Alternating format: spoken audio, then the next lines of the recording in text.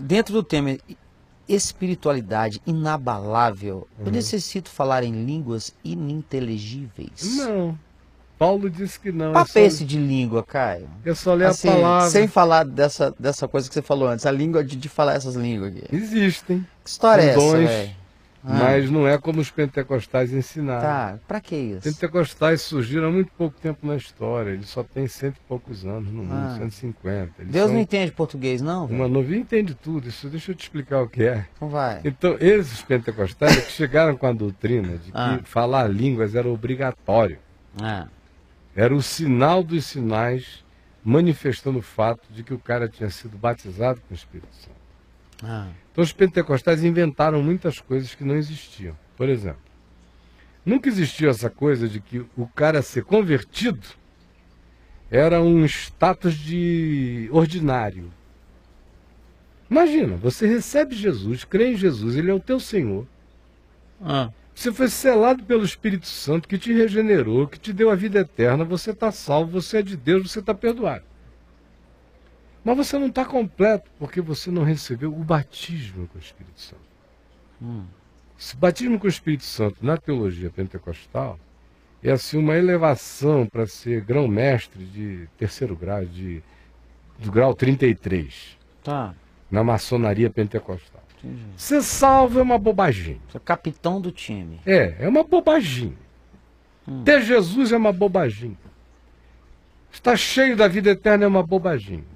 O cara tem que falar em outras línguas. Ininteligíveis. Algaravias estáticas ou glossolalias? Glossolalia. Precisa.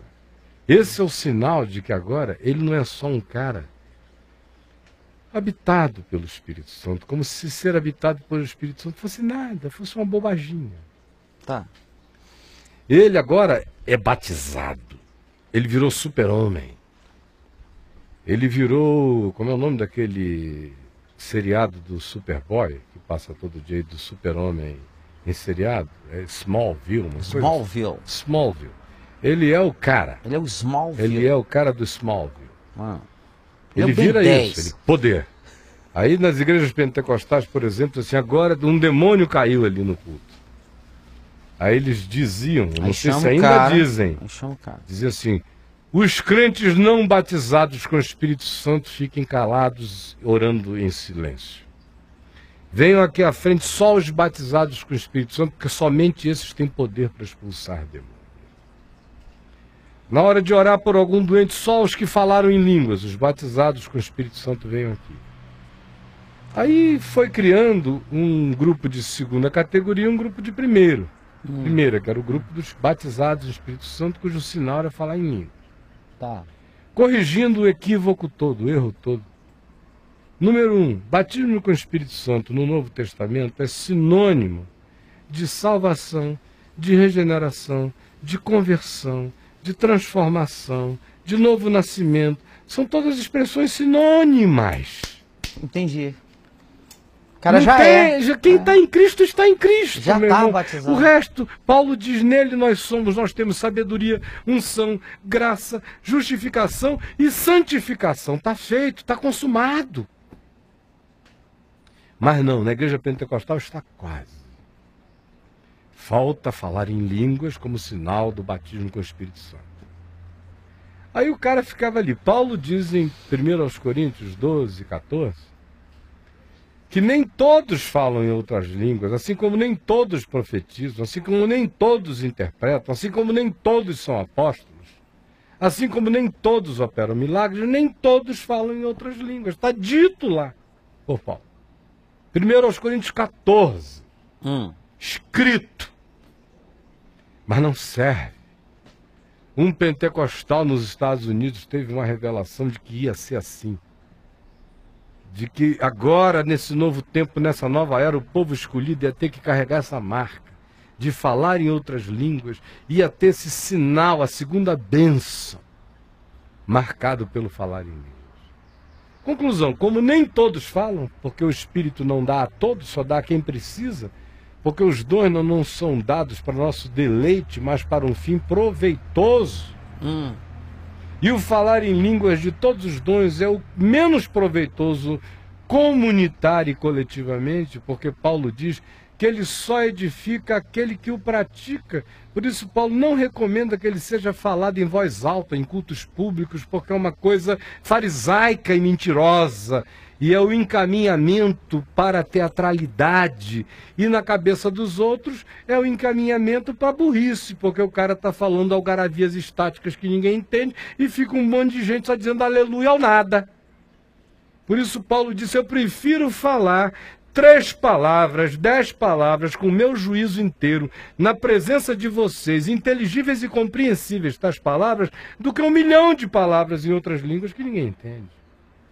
Então, que isso seja praticado reservadamente no culto público, 1, 2 ou 3, havendo quem interprete. E olha só, tal interpretação tem que passar por um crivo danado, porque o que tem de maluco querendo interpretar não é moleza. Eu já tive que mandar intérprete calar a boca porque estava mentindo em nome de Jesus. Já fiz 3 vezes. Cala a boca. Você está enganando o povo em nome de Jesus. Por isso quase não aparece intérprete na minha presença, porque no fundo eles sabem que se eu não concordar, eu calo eles em nome do Senhor na hora.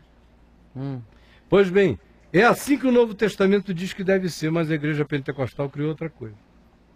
Aí o que acontece psicologicamente no ambiente? Você que está vendo a gente aí, ó, corta para cá, Kenneth Reagan, rápido. Você que está vendo a gente aí, preste atenção nisso, por favor. Na dimensão psicológica da história. Qual é? É que acontece o seguinte, o cara fica se sentindo um crente de 2ª categoria até falar em outras línguas. Ele fica se sentindo o gari da espiritualidade ali daquela igreja, até que ele fale em outras línguas. Mas como nem todos falam em outras línguas, como a palavra diz, porque o Espírito dá a língua estranha para o cara que está precisando de edificação interior.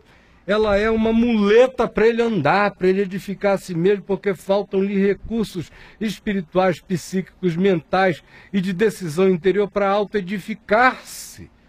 E o Espírito sabe quem precisa de tais ajudas. De modo que o dom que ele me dá é para um fim proveitoso na minha vida e na vida dos outros. E desses todos, o que tem menos proveito coletivo é o falar em outras línguas. E foi justamente o dom que a Igreja Pentecostal escolheu para ser o dom supremo, caracterizador do chamado batismo com o Espírito Santo, que agora também pervertidamente virou uma segunda bênção e não sinônimo do que Deus em Cristo faz por todo aquele que crê e que se entrega a Ele sem reservas. Aí o que acontece psicologicamente? O cara introjeta esse estado de 2ª categoria e não quer ficar nele, né? No início ele começa sincero. Senhor, me deixa eu falar em língua, deixa ele ficar orando, vai para jejuns, orações, vigílias, morros, montanhas, alteiros, vai para o Everest orar para ficar mais perto de Deus, para ver se fala em outras línguas, e não fala.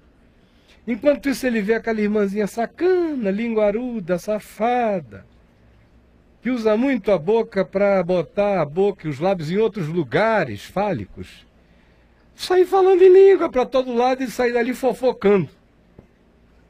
Aí ele diz, meu Deus, deve ter alguma coisa errada comigo. Aí ele começa a se autodiagnosticar, é timidez. Ela é toda errada, fala em outras línguas, mas é porque ela não é tímida. Vai ver que na hora ela se abre como eu não me abro. Aí ele começa a arranjar defeitos nele, razões nele, até que para essa fase. Depois de 1 ano, 2 anos, o cara cansa de dizer o problema está em mim, porque ele vai vendo aquele bando de cavalos relinchantes falando em outras línguas, uns estúpidos idiotados. Ele diz, não, eu é que não aprendi ainda a falar em outras línguas. Aí surge sempre aquele evangelista itinerante na igreja, ou aquela profetisa, ou aquela reunião de oração, na qual o cara vai, onde se ensina a falar em línguas. Por isso é que eu chamo de iásige dos crentes. Aí é Tá que me tá o entendendo? iásige. O iásige, porque não são línguas autênticas. Certo. A minha irmã Aninha, mãe do Daniel, falou em línguas pela primeira vez com 3 ou 4 anos de idade. Criança não inventa. Numa casa onde ninguém vivia falando em línguas.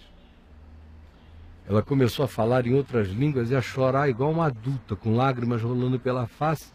E ela com a mãozinha assim falando em outras línguas, e falou em outras línguas 1 hora, 2, 3 horas, sem parar. Mamãe botava ela no banheiro, ela fazia xixi falando em outras línguas e reluzindo a face como um anjo. Tá. Isso é genuíno. Isso é verdadeiro. Não tem ninguém fazendo a cabeça. Não tem ninguém obrigando. Não tem ninguém dizendo, se não fizer assim, se não acontecer isso, você não vai passar para a etapa da segunda bênção.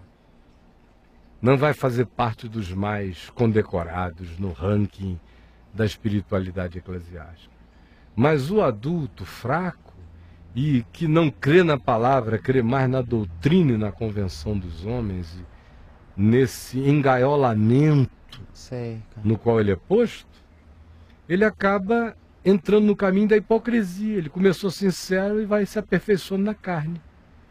Porque ele vai para a reunião de oração do IASIS.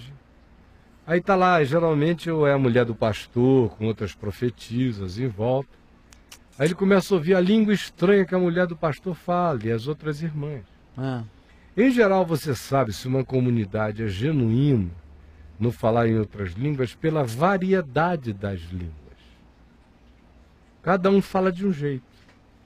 Mas nesses lugares IASIS, que são 98% das igrejas pentecostais hoje em dia, que dão ênfase no falar em línguas, todo mundo fala a língua do pastor e da esposa do pastor, ou da profetisa mor do lugar. Tem uma profetisa mor? Sempre tem. A mais ousada, a mais histriônica, a mais exagerada é a profecia mor, tem a profeta mor do lugar. Ela tem a mãe. A dominadora. É aquela que o marido foge e diz, meu Deus, ela chegou, deixa eu me esconder em casa.